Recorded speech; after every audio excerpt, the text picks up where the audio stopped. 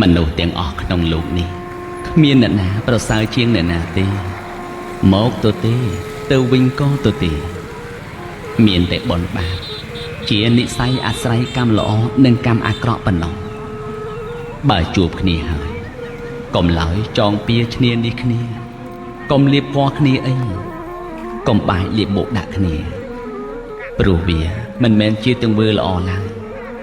បើជួបគ្នាហើយក៏ធ្វើសេចក្តីល្អដាក់គ្នាទៅជីវិតនេះដែលពោពេញតែដោយសេចក្តីសុខគឺមិនបាច់ត្រូវទៅប្រគល់ប្រជែងចង់ឈ្នះចង់ចាញ់ជាមួយនឹងអ្នកណាឡើយយើងត្រូវធ្វើរឿងគ្រប់យ៉ាងដែលត្រឹមត្រូវយើងនឹងសប្បាយចិត្តបើនរណាគិតយ៉ាងម៉េចក៏គិតទៅក៏មិនចាំបាច់ខ្វាយខ្វល់នៅពាក្យដែលគេនិយាយនោះឡើយជីវិតនេះខ្លីណាស់អ្នកចូលរស់នៅកុំប្រមាថ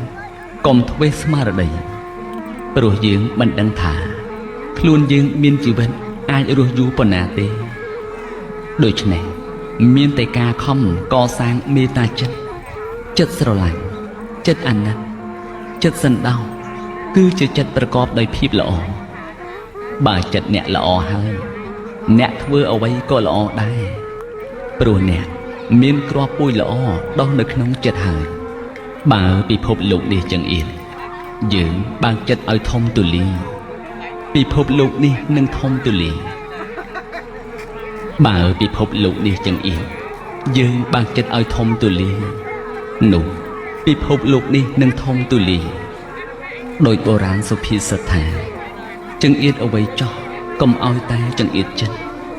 កុំបង្កាត់ភ្លើងកំហឹងរបស់អ្នកនៅក្នុងចិត្តច្រើនពេកអីព្រោះវាមិនមែននាំផលល្អសម្រាប់យើងឡើយកំហឹងធ្វើឲ្យអ្នកសម្រេចចិត្តខុសនិយាយជ្រុលជ្រុះនាំឲ្យខូចខាតប្រយោជន៍ជាបឋជនតែងខុសខ្លះជាធម្មតាទៅហើយតែបើខុសហើយកុំខុសរហូតត្រូវចេះទទួលកំហុសចេះកែខ្លួនមកវិញកុំដេកស្ដាយអីងើបឡើងរួចបន្តដំណើរទៅមុខទៀតអ្នកចេះកែប្រែកំហុសព្រះពុទ្ធជាម្ចាស់ទ្រង់ត្រាស់ថាអាចក្លាយជាបណ្ឌិតខ្លះតែបើខុសហើយមិនអាចកែប្រែកំហុសរបស់ខ្លួនបាននោះជាបុគ្គលពីលសុទ្ធសាធមិនថាអ្នកជាមនុស្សប្រភេទណាទេអ្នកណាក៏ដោយធ្វើជាមនុស្សបើគ្មានសុជីវធម៌ក្នុងខ្លួនទេទោះបីរៀនដល់ខ្ល้ายជាបណ្ឌិត